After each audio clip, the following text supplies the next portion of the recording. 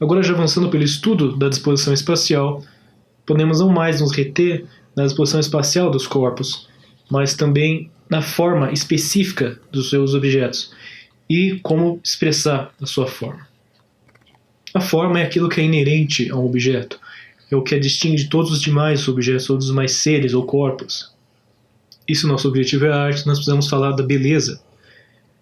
E a beleza não é contida pela matéria, pois a forma não é contida pela matéria, e a beleza é a ordenação da forma. A matéria, porém, passa, mas a forma ela continua, e ela pode ser memorada muito depois que a sua forma passou, cessou, se desfez.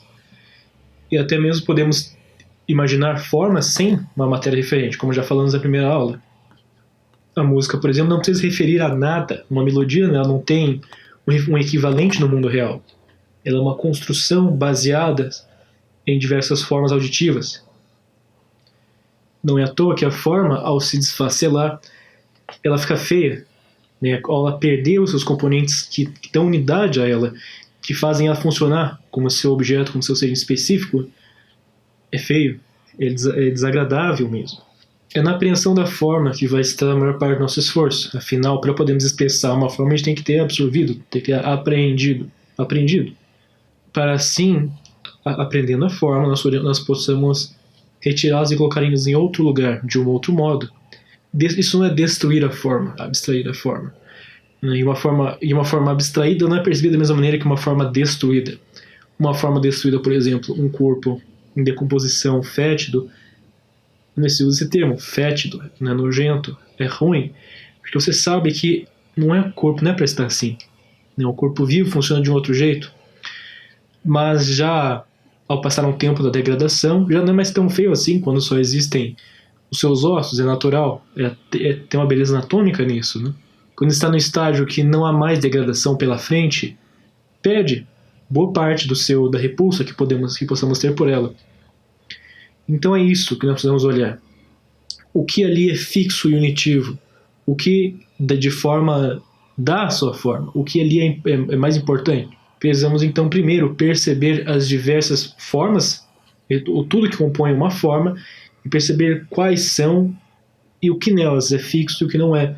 Quais categorias dali são comparáveis com o que de outras. Por exemplo, nós sabemos que muitos animais, a cor ela é acidental.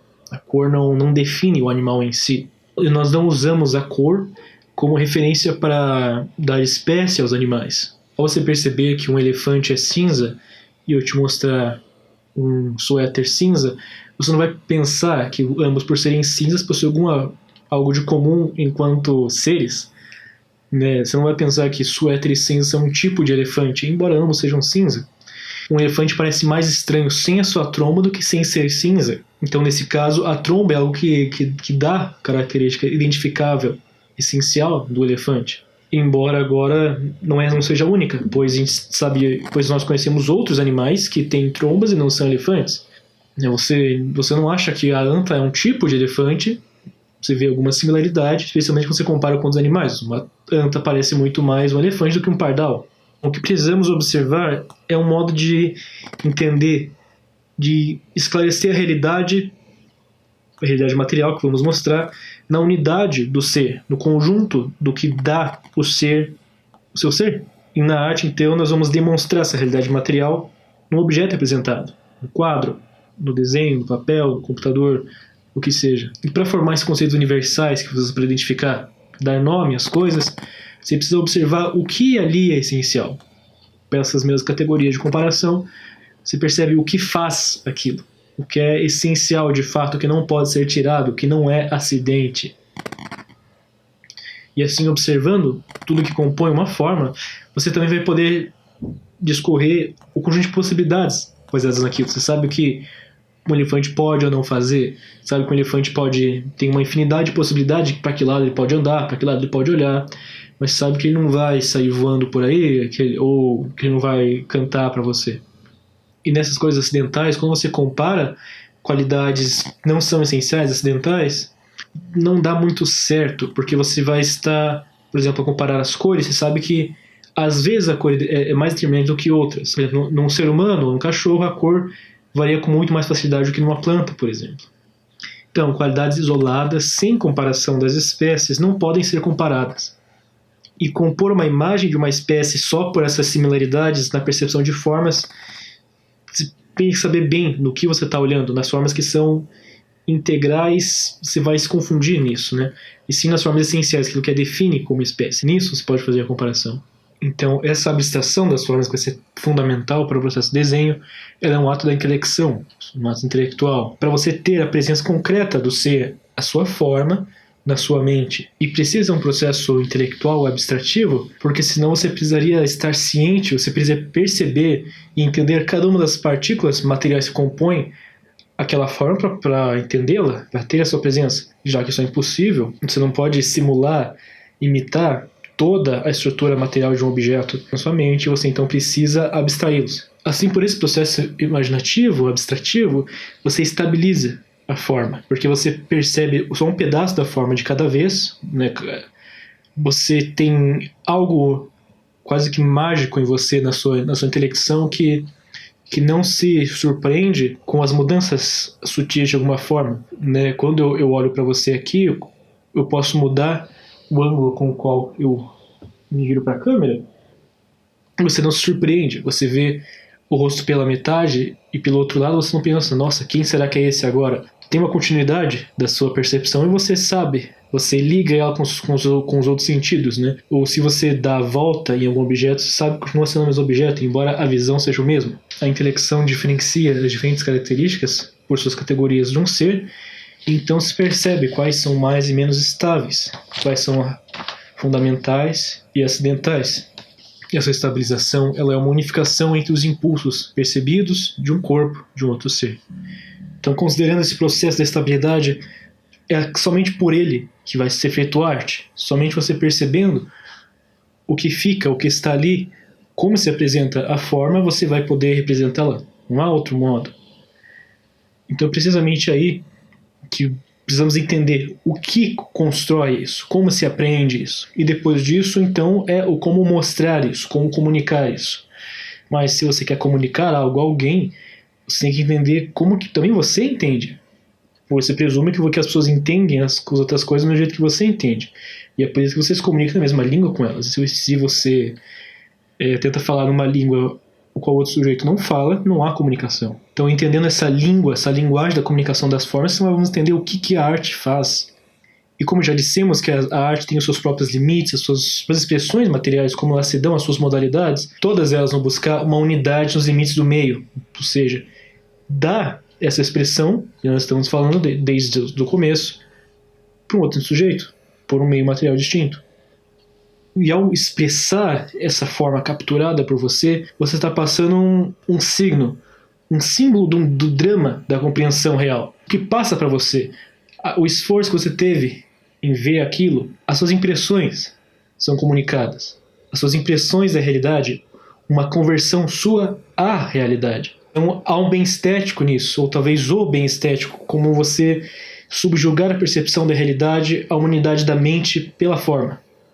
Então, nesse processo, vai ter uma interlocução entre o que você vê e o que você entende, ou como você quer entender. Então, essa interlocução vai precisar alcançar um equilíbrio e um controle entre o seu impulso, o seu apetite e a sua vontade. E ambos vão alimentar uma expulsão, uma expressão, você tirar algo do que você viu. Mas também, nisso, há um ato que, a princípio, é só da vontade, que é o ato da retidão.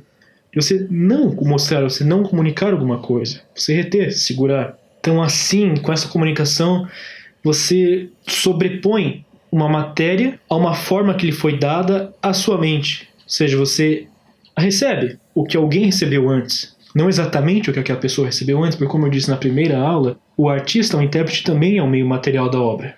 Então, nisso vai ter variações. Como no desenho, então, nós vamos representar as coisas. Novamente temos que voltar à linguagem do desenho. A linguagem da visão é a luz. Então temos que entender a dita luz, somente o que é visível, aquilo que é iluminado. Não há outro jeito de ver, justamente isso que os olhos fazem. Você pode até fechar os seus olhos e tatear alguma superfície e imaginar como ela é, mas isso não te dá nenhum componente visual dela. Você consegue formar espacialmente uma percepção, mas isso não te dá visão. Elas se complementam. Então precisamos entender o máximo possível entre a interação da luz e o desdobramento, a apresentação dos volumes das coisas. E na imaginação dos corpos, você precisa desenvolver algo como uma amizade luzente, uma lâmpada dentro da sua cabeça que consegue se mover, imaginar a luz iluminando as coisas de outro jeito, para que você possa simular, ou você literalmente movendo a luz de outro jeito, você pegando um objeto luminoso e você o movendo por uma forma e vendo como ele muda a descrição da forma. Desse modo, a luz ela esculpe os objetos. Ela parte de um ponto e ela é refletida por todos os corpos os quais ela atinge, e esses reflexos são capturados pelo espectador novamente. Então, você tem noção da direção da luz e o espaço entre objetos, como nós já comentamos na disposição espacial, é tudo. Em qualquer aula que se preste desenho, você vai perceber uma coisa: sempre vai ser notado onde está a luz em relação ao corpo. Existe um jeito muito comum de se desenhar uma luz em cone, né, uma seta em cone, que descreve a luz, e isso é fundamental para você ter essa noção de onde está vindo a luz, o ângulo dela e como as faces do corpo se apresentam à luz. Novamente falando sobre realismo pictórico, ele é um movimento da percepção da sutileza da experiência visual comum, do que todo mundo percebe, e assim é uma intenção, o mínimo, de perceber qualquer detalhe, uma mancha sinuosa numa parede ou um desenho distorcido que reflete no metal, para atiçar a contemplação visual do redor. O olhar realista, ele cavuca as serendipidades do ver, miragens de atmosfera, pequenas pérolas de cor que por si só justificam sua permanência numa obra artística. Representar tudo que é visível com igual atenção não é percepção humana. Não há nada mais humano ver do que se distrair com alguma forma inusitada que aparece sobre um ritmo de obviedades. Então, nessa pura vontade expressiva, tem uma sinceridade, uma virtude a ser cultivada para dar plena unidade à experiência visual humana. O esforço dessa modalidade de desenho está em expressar materialmente impressões visuais. O poeta expressa uma cosmovisão em palavras para torná-la pensável. Ele parte de uma experiência poética que examina, subindo para uma universalidade. E numa suprema universalidade, um outro nível de realidade, ele tenta expressar algo que não pode ser expresso simplesmente doutrinamente. Então ele responde poeticamente. Ou seja, a resposta poética ela está expressando uma forma de acordo com a unidade do objeto. Algo precisa ser transcendido, precisa ser visto de outro ponto, de outros pontos para ser expressado propriamente. Então a resposta poética está em expressar a forma de acordo com a unidade do objeto. O trabalho de um pintor e de um desenhista é equivalente. Como desenhista, necessitamos examinar os fatores que ordenam a nossa percepção visual e realizar um trabalho intelectual de encontrar, de expressar materialmente e visualmente o ser. Assim, ao se comunicar a forma extraída do seu objeto para o espectador, ele também pode ser capaz de contemplar um bem aprazível, o belo.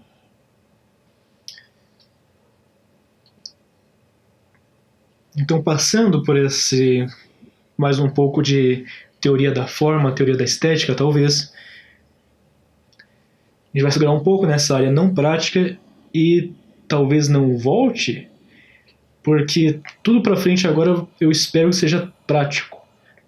Daqui para frente eu vou estar fornecendo explicações, espero que breves, sobre os próximos exercícios, né? Eu tenho previsto exercícios para serem feitos, eu vou explicar os conceitos fundamentais para realizá-los e fazer suas demonstrações. Junto com isso, no caso agora vamos falar de luz, eu estarei fornecendo, eu vou disponibilizar fotos e modelos ou que eu fiz ou que são disponibilizadas para livre uso. Então fique atento para as próximas atividades que aparecerão por aqui e suas correções também.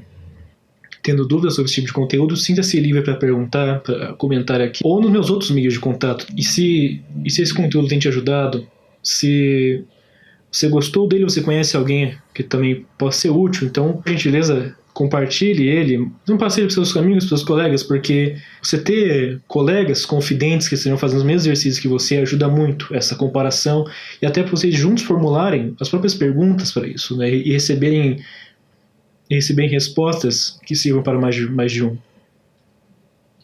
Sem contar que ter outra pessoa a qual você deveu desenhar ajuda muito na sua disciplina.